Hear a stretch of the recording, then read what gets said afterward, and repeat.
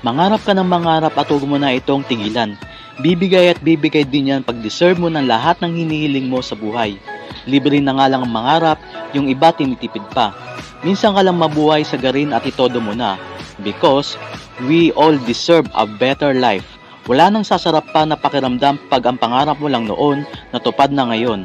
At sa pagkuha ng pangarap mo, normal na dumating ang failures. Pero tandaan mong pati yan ng napakagandang success story ng buhay mo. Sa video training number 1 na ito, ang matututunan mo kung gaano ito kahalaga at magiging posible. Ang kailangan mo lang gawin para makaahon sa hirap, kaya kung handa ka na, let's go. Natatandaan mo pa ba nung unang beses ka nag-abroad? Sinabi mo sa pamilya mo or kaibigan mo na isang kontrata ka lang at uuwi ka na kagad?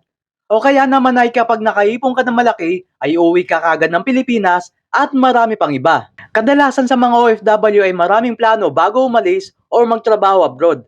At karamihan ay hindi naman nasusunod ang pangakong ito. Ang pagiging OFW kasi ay parang isang rat race. Kapag nakatanggap ka na ng malaking salary, ay unti-unti nang dumadami ang plano mo sa buhay. Tulad ng pagkuha ng kotse, bahay, lupa, at pagpapaaral sa mga kapatid kamag-anak, hanggang sa hindi mo na pala napapansin na unti-unti ka nang nahuhulog sa tinatawag kong OFW rat race. Ito yung mag-abroad, magtatrabaho, magpapadala ng pera, kukuha ng gastusin, tapusin ng contract, uuwi ng Pilipinas, ubusin ng pera, then repeat ulit. Paulit-ulit ito hanggang sa hindi mo pala namamalayan na taon na pala ang nasayang simula nung una kang nag-abroad. Hindi naman masama kasi kailangan talaga natin magtrabaho abroad, pero darating sa punto na kailangan mong tapusin ang kontrata mo bilang isang OFW. At kahit ano pa man ang reason mo ay kailangan mong bumalik sa Pilipinas. At dito nagsisimula ang problema. Bakit? Kasi taon na ang lumipas at naging turista ka na sa sarili mong bansa. Marami na ang nagbago at yung sistema na kasanayan mo ay hindi na applicable ngayon. At karamihan sa mga kakilala mo ay kadalasan ay wala kang contact sa kanila at wala kang network na naitayo. At kung maghanap ka ng trabaho ay hindi naman tugma yung trabaho mo abroad para sa kailangan nila sa Pilipinas. Ang masaklap pa, karamihan sa mga OFW na bumabalik sa Pilipinas ay matanda na at may sakit pa. Hindi naman natin sabihin pero kapag wala kang perang naibibigay at may sakit ka pa, nagiging pabigat na ang tingin sa'yo ng kamag-anak at pamilya mo. Don't get me wrong, pero hindi ko naman sila mahisisi kasi ganito talaga ang nangyayari karamihan sa mga OFW. Pero ito talaga ang istorya ng karamihan.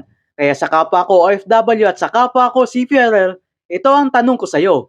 Hanggang kailan ka magtatrabaho abroad or kailan ka magbabarko on board? Ngayong simula ng pagbabago, tanungin mo ang iyong sarili kung ano ang plano mo.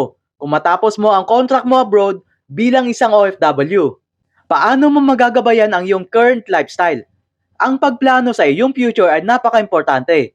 Kailangan dito ng discipline, time, and effort. At hindi dapat puro ipon lang ang isipin mo. Dapat gumawa ka ng paraan to find another source of income and increase cash flow.